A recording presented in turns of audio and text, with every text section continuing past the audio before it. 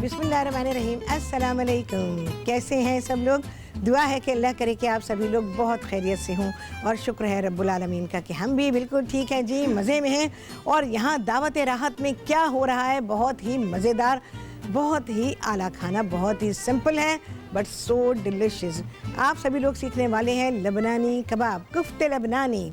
यहाँ पर सीखेंगे, बहुत कम स्पाइसेस हैं, बहुत कम चीज़ें हैं, लेकिन ये वो खाना जिसके लिए आप कहते हैं कि यार उस रेस्टोरेंट में जाना चाहिए और वहाँ पर जाकर इस चीज़ को ट्राई करना चाहिए। पाकिस्तान में बहुत शायद ही होंगे कोई रेस्टोरेंट्स जहाँ बहुत ही रियल अरबिक खाना बनाते हैं और वो अरबिक टेस्ट जो कि आपको इन कंट्रीज़ में मिलता है, मिडिल ईस्टर्न कंट्रीज़ में मिलता है, वही टेस्ट आपको मिलने वाला है। ये चीज़ें आपके घर में ऐसा टेस्ट नहीं लाती हैं जो मैं आपको बताने वाली हूँ।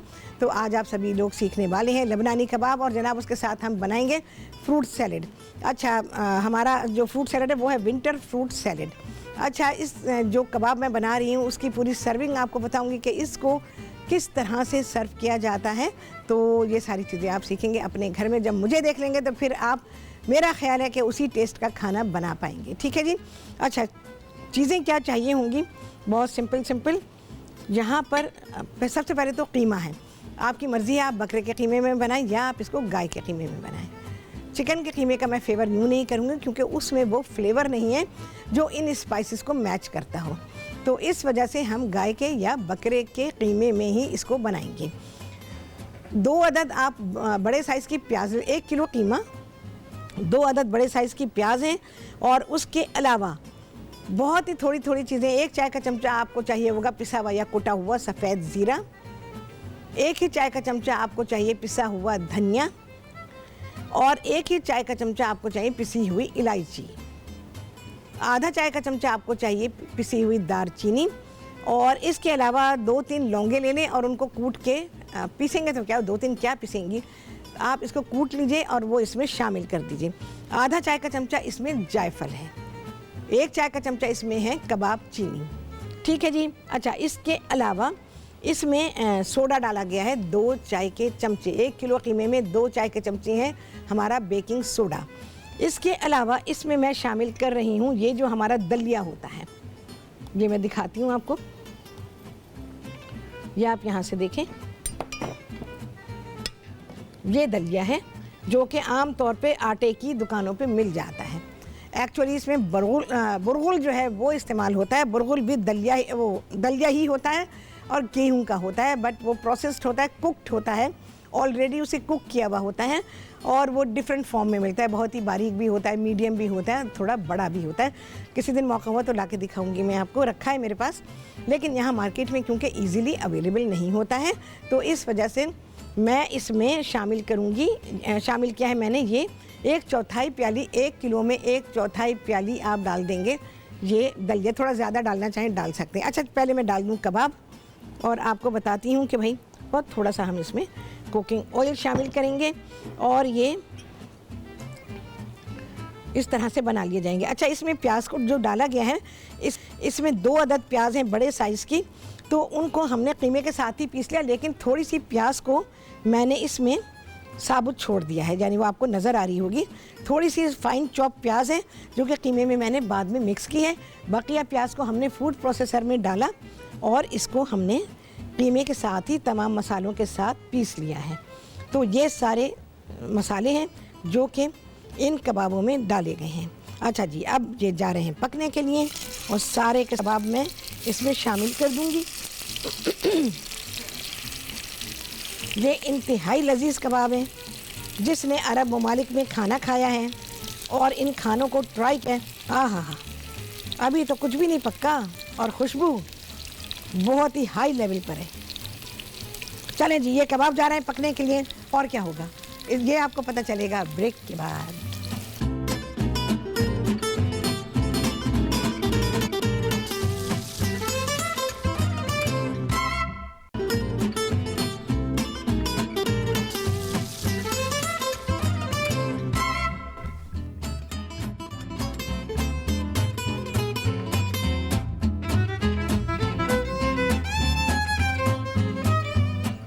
जी, वापसी हो गई है ब्रेक से और आप सभी को कहती हूँ बहुत ही खुशामदीद अपने प्रोग्राम में। और आज आप सभी लोग सीख रहे हैं दावत राहत में लबनानी कबाब, कुफ्ते लबनानी। इसके अलावा आप सभी लोग सीख रहे हैं विंटर फ्रूट सैलेड। अच्छा जी, ज़रा मैं कबाबों का हाल दिखाऊँ आपको। यहाँ पर बहुत ही अच्छे पक रहे हैं, बल्कि ये कबाब पक चुके हैं। इतनी देर तक पकाना, कीमा बहुत तेज़ी से पक जाता है। 5-7 मिनट में ये कबाब डन हो जाते हैं। अच्छा जी, अब मैं क्या करूँगी, हमारे पास प्याज है, छोटे साइज़ की प्याज ले लें और ये 4-4 टुकड़े हमने कर लिए हैं। ये इसमें आ गए। 2 प्याज हैं जिसके कि हमने ये टुकड़े किए हैं। अच्छा, इन कबाबों को आप चाहें तो कोयले की जो अंगीठी है उस पर भी आप सेक सकते हैं। और ओवन का तो आपको पता है, मैं कभी कहती नहीं हूँ, क्योंकि कबाब रखेंगे लकड़ियाँ निकलेंगी अंदर से, ठीक है ना, तो मैं कोई गलत बात नहीं बताती आपको। अच्छा जी, कुछ हरी मिर्चें साबुत जाएंगी। अच्छा, जब आप इसको बारबेक्यू करेंगे उसके लिए भी आप प्याज को इस्तेमाल करेंगे, टमाटर को और हरी मिर्चों को, तो इन चीज़ों को आप अपनी बारबेक्यू ग्रिल पर सेक लीजिएगा, ठीक है। 2 टमाटर हैं, उनके भी हमने 4-4 टुकड़े कर लिए हैं और ये सारे इसके अंदर आ गए हैं। बस सिर्फ मिक्स करना है, ऐसा पकाना नहीं है, इसको नरम भी नहीं करना है, क्योंकि हम 2 मिनट के लिए इसको कवर करेंगे ना। आहा, बहुत आला खुशबू आ रही है, बल्कि मैं कहूँगी ये सारे में फैल रही है। चलें जी, अब मैं जगह बना रही हूँ, क्योंकि हमने इसको बारबेक्यू नहीं किया ना, तो बारबेक्यू फ्लेवर देंगे भाई।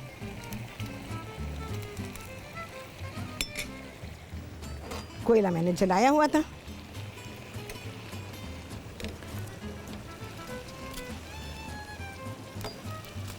इसको मैं डाल दूंगी इसमें, अंदर नहीं डालेंगे बिल्कुल भी, ये ख्याल रखिएगा, बस इतना काफ़ी है, बहुत काफ़ी है भाई ये। और अब मुझे इस पे थोड़ा सा ऑयल डालना है। चलें जी, ये चला गया, ठीक है जी। इसका काम एकदम फिनिश।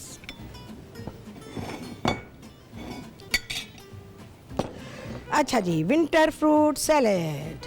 क्या क्या चीज़ें चाहिए? जो विंटर के फ्रूट मिल रहे हैं, जो दिल चाहे उसमें से ले सकते हैं आप। अच्छा जी, इसमें है केला, तो भाई 12 महीने मिलता है। केला तो मैं ज़रूर ही डालती हूँ जो भी मैं फ्रूट की चीज़ बनाती हूँ, क्योंकि मुझे ऐसा लगता है केले अगर नहीं शामिल किए गए, ख़ास तौर से फ्रूट सैलेड में, तो ये अधूरा है। केले हैं इसमें, सेब है, इसके अलावा बेर है जी, और कीनू है। अच्छा, खरबूजा भी है। खरबूजा सर्दी का फल बिल्कुल नहीं है, लेकिन मिल रहा था तो ले लिया है। आप लेना चाहें लें, नहीं लेना चाहें ना लें। प्रॉपर गर्मी आने दें, फिर खरबूजे का इस्तेमाल करें, तो ही ये आपको फ़ायदा देगा। तो ये सारे फल हैं हमारे पास, और सेब है, ठीक है ना। तो ये सारे फ्रूट मेरे पास हैं। बेर का भी इस्तेमाल करें भाई, और जिन लोगों को खुश्क खांसी है, बेर का इस्तेमाल उन्हें करना चाहिए, ताकि उनका सीना साफ़ हो सके। बेर में ये क्वालिटी है कि वो सीने को साफ़ करता है। अच्छा जी, चीनी पाएंगे जी इसमें हस्बे जायका, नींबू का रस, इसमें कीनू का भी डाल सकते हैं आप, और थोड़ा सा चॉप किया हुआ पुदीना। बहुत ही बेहतरीन, बहुत ही अच्छा टेस्ट देने वाला इस सैलेड को। अच्छे से मिक्स करेंगे इसको, और चीनी डिज़ोल्व जब तक हो जाए उस वक्त तक इसको सर्व ना किया जाए। आप इसे ठंडा भी सर्व कर सकते हैं, और आप इसे रूम टेम्परेचर पर भी सर्व कर सकते हैं, ठीक है जी। इतनी बातें बता दी मैंने। आई गेस मुझे लग रहा है चीनी कम है, तो मैं थोड़ी और डालूँगी। भाई मैं फ्रूट सैलेड मीठा खाती हूँ, मुझे फीका नहीं खा सकती मैं।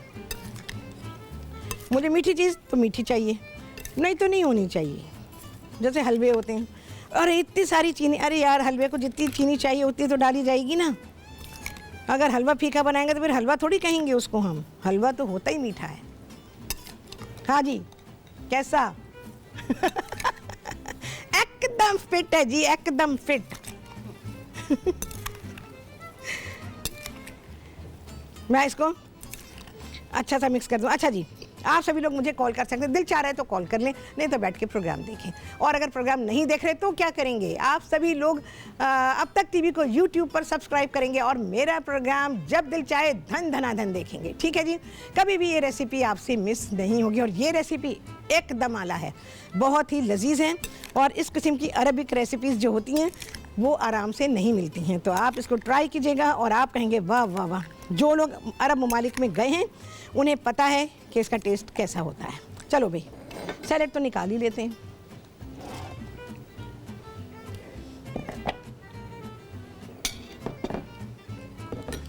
ये मेरे पास मिट्टी के प्याले हैं भाई, मेरा पसंदीदा क्रॉकरी है ये, बहुत ही पसंदीदा क्रॉकरी है। अच्छा, इसके बारे में मैं आपको एक बात बताऊं, मिट्टी के बर्तन हमेशा से ही, जब से दुनिया बनी है और जब से बर्तनों का इस्तेमाल शुरू हुआ, इंसान को ये सेंस आया कि बर्तन होने चाहिए, तो जाहिर है सबसे पहले मिट्टी के ही बर्तन थे, जब पत्तों में खाना खाया जाता था।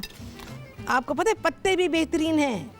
और इसके अलावा मिट्टी के बर्तन जब हम ऐसे इस्तेमाल करते हैं, यानी ठंडा इस्तेमाल करते हैं तब भी, और जब हम इसमें पकाते हैं, जैसे हांडी में पकाते हैं ना, उस वक्त भी ये बर्तन जो है ना, ये सेहत के लिए इंतहाई मुफीद हैं। और देखें ना, हम नॉन स्टिक में पकाते हैं, हम नॉन स्टिक में 50,000 बीमारियों के साथ पकाते हैं, खुश होकर पकाते हैं। मुझे बता दें मैं कौन सा नॉन स्टिक पैन ख़रीदूँ। खातून ने नहीं सोचती, नॉन स्टिक पैन के साथ साथ आप बीमारी भी ख़रीद रही हैं, क्योंकि वो प्रॉपर धात नहीं है। पहली बात तो है कि वो सिलिकॉन की लाइनिंग होती है। चलें जी, हमारा हो गया है सैलेड तैयार, और अब आएगा खाना आप सभी के सामने इस ब्रेक के बाद।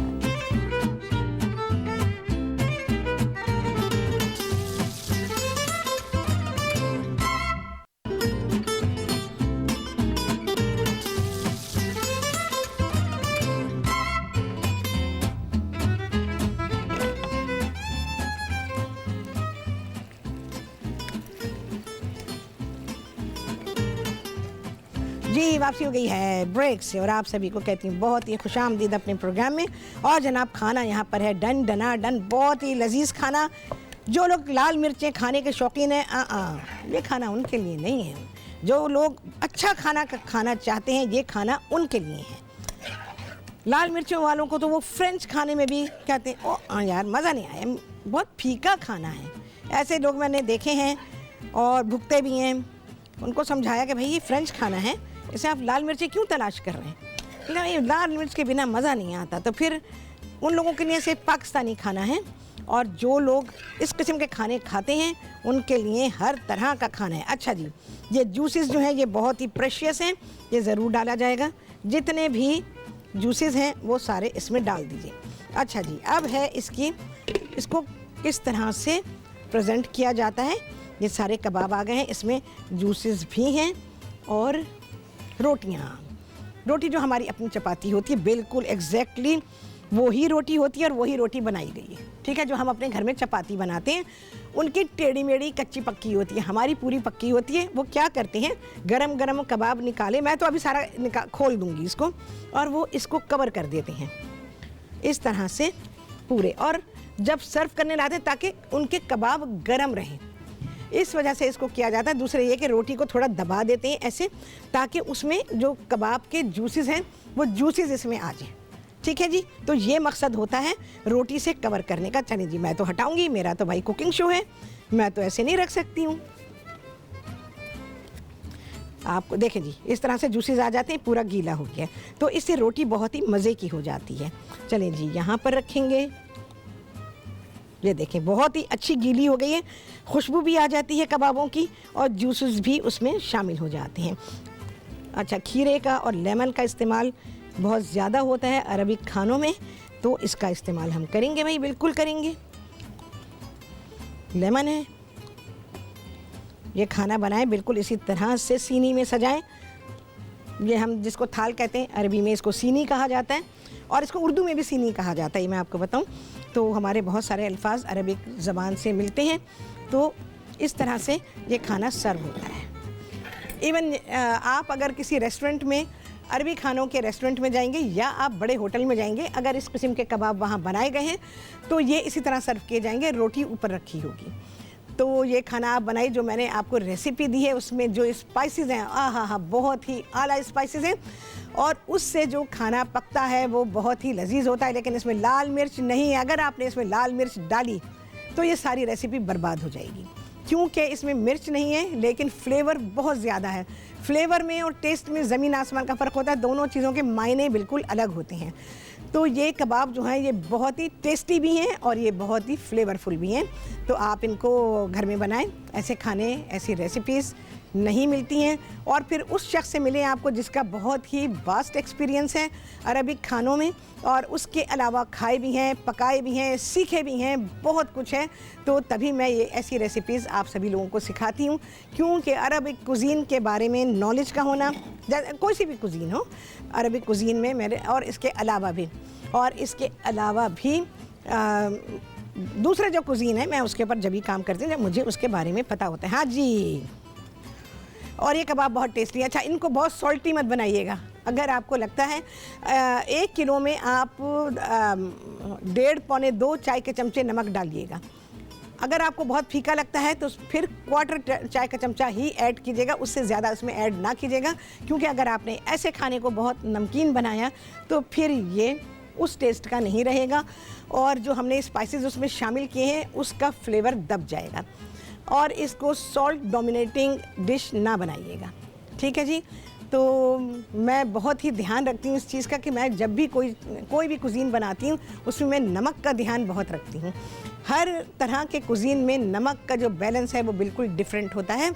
और जैसे हम कोई चीज़ क्रीमी बनाते हैं, क्रीमी को आप बहुत ज़्यादा नमक डाल देते हैं और उसके बाद चिकन पाउडर भी डाल देते हैं और उसके बाद फिर कहते हैं कि ये क्रीमी है, वो क्रीमी नहीं होता। अच्छा जी, चलिए जी, छुट्टी द टाइम कितने लगे हैं चांद आप सभी गिनेंगे। आपसे होने वाली मुलाकात अगले प्रोग्राम में बहुत ही आला रेसिपी के साथ इंशाअल्लाह अज़ीज़। अल्लाह हाफ़िज़।